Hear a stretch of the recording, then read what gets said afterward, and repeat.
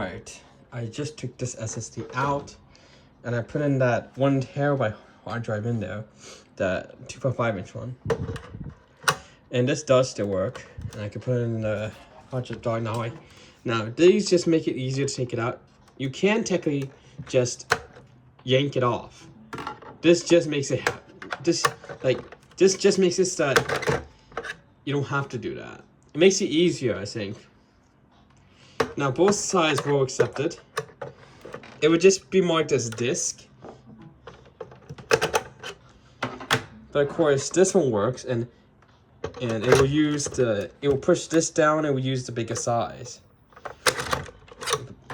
But yeah, I took this SSD out and put that hard drive in there. And actually I have, that was the one using the Echo VR files. But the thing is, I have now the games stored on the internal SSD, not the hard drive. So the boot time is going to be much faster. Yes, I did have to restore the files of Echo VR, but luckily I have that backed up. So that's one thing. I always keep things backed up because I can easily just put the files back in. I don't even have to use the installer for it. So you can see that what I'm installing is here. I don't even know why this one still has the Christmas icon. Christmas is over already. But I got floor plan 2, with the backside story, Hyper Dash, which I played before, Echo VR, Beat Saber, Job Simulator, Vacation Simulator, Lone Echo, and then also Lone Echo 2. Now VR Chat hadn't actually, I actually don't know it didn't.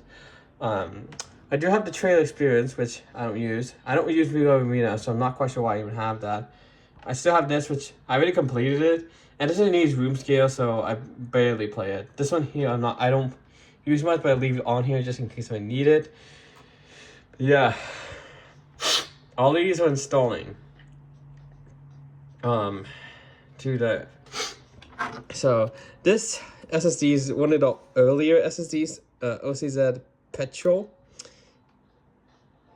So this one here is just the size of the shoehornish drive, because it's an older drive. It's not as slim as the one I just put in PC.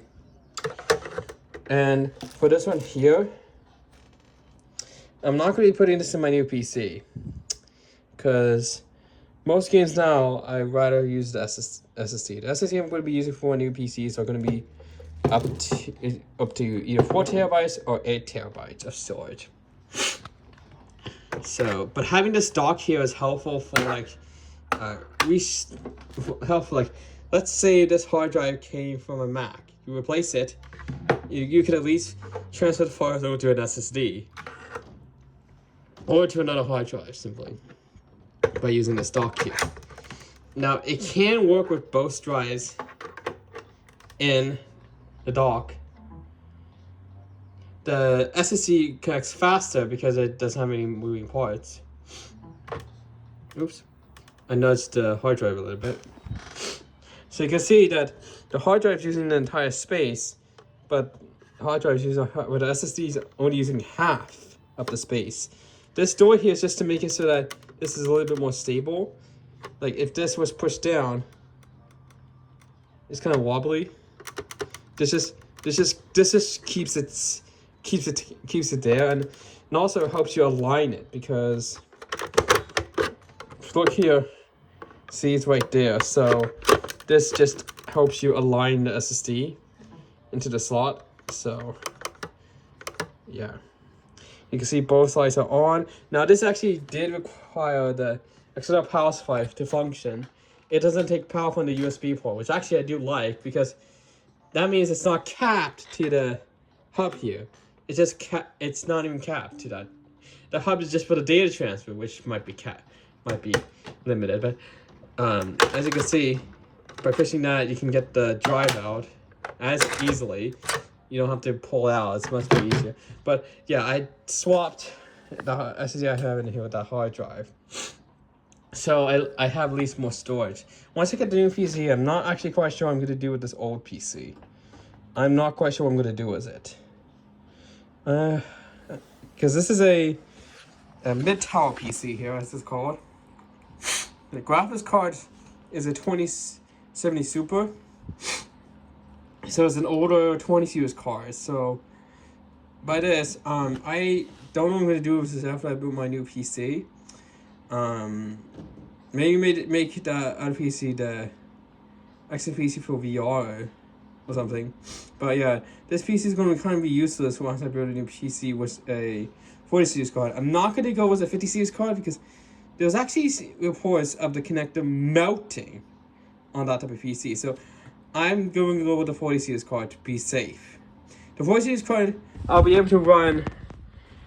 I should be able to run 3 4K monitors. Well, I don't want to have 2 4K monitors and one 1080p monitor.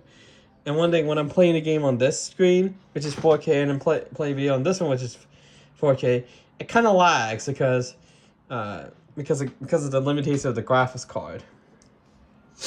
So, but it does work for VR at least. It does at least work for VR. Yeah, it does work for VR, and it still have this desk, of course. It does still work for VR. Still pretty good, but it's getting tired and it's aging. So yeah, I'm definitely gonna be building a new PC. It's not a long. My new PC is not gonna be an NZXT case anymore.